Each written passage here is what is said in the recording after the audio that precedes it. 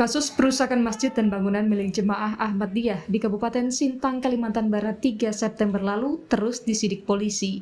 Hingga hari Selasa, polisi telah menetapkan 21 orang tersangka baik pelaku lapangan maupun aktor intelektual perusakan.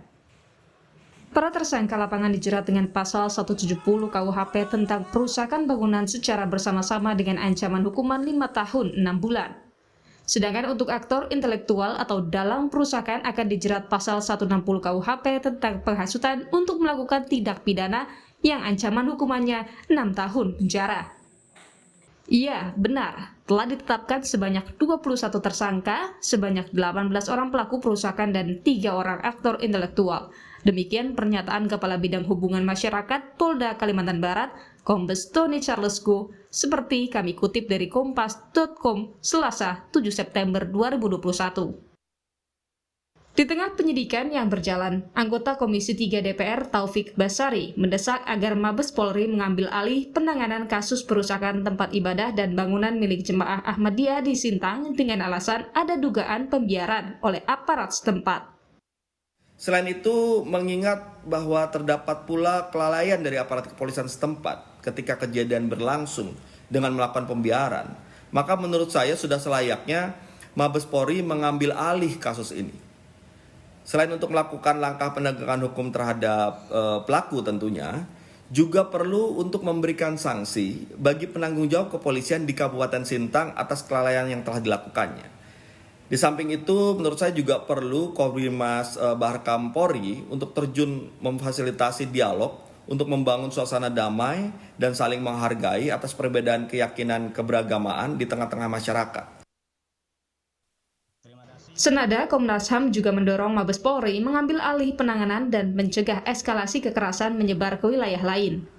Dalam konferensi pers secara daring, Komisioner Komnas HAM Hoirul Anam menyoroti pula surat keputusan bersama 3 Menteri nomor 3 tahun 2008 tentang peringatan dan perintah kepada Jemaah Ahmadiyah Indonesia. Menurut Anam, SKB yang ditandatangani Menteri Agama, Menteri Dalam Negeri, dan Jaksa Agung saat itu menimbulkan diskriminasi dan memicu kekerasan pada Jemaah Ahmadiyah. Dan itu salah satu akarnya memang SKB 3 Menteri itu, SKB nomor 3 tahun 2008. Persis tadi dikatakan bahwa kalau di situ ada 4 klausul, 1, 2, 3-nya efektif, tapi yang nomor 4-nya nggak pernah diabaikan. Dan terbukti gagal gitu. Oleh karenanya memang sejak awal Komnas HAM memang mendorong SKB ini dibatalkan gitu. Ya. Jadi uji bahwa negara kita saat ini komitmen terhadap hak asasi manusia, komitmen terhadap negara hukum, ya cabut SKB itu. Karena faktanya adalah banyak kekerasan terjadi, banyak tindakan diskriminasi terjadi. Ini yang muncul di publik karena ada kekerasan. Yang nggak muncul di publik juga banyak sebenarnya, gitu. Mulai dari tindakan-tindakan yang Peristiwa perusakan rumah ibadah Jemaah Ahmadiyah di Sintang juga disesalkan oleh Wakil Presiden Ma'ruf Amin.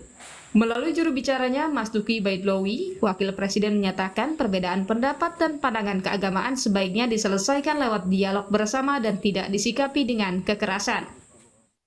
Yang diutamakan buat kita adalah bagaimana membangun kerukunan antar umat beragama, antar perbedaan faham, semuanya itu bisa diselesaikan secara dialog, bisa diselesaikan secara dakwah, dengan mengajak dengan cara kebaikan. Itu yang diharapkan oleh Wakil Presiden, karena memang bangsa ini macam ragamnya luar biasa. Suku, bahasa, agama, semuanya banyak berbeda. Tapi semuanya bisa menjadi satu karena apa? Saling menghargai perbedaan.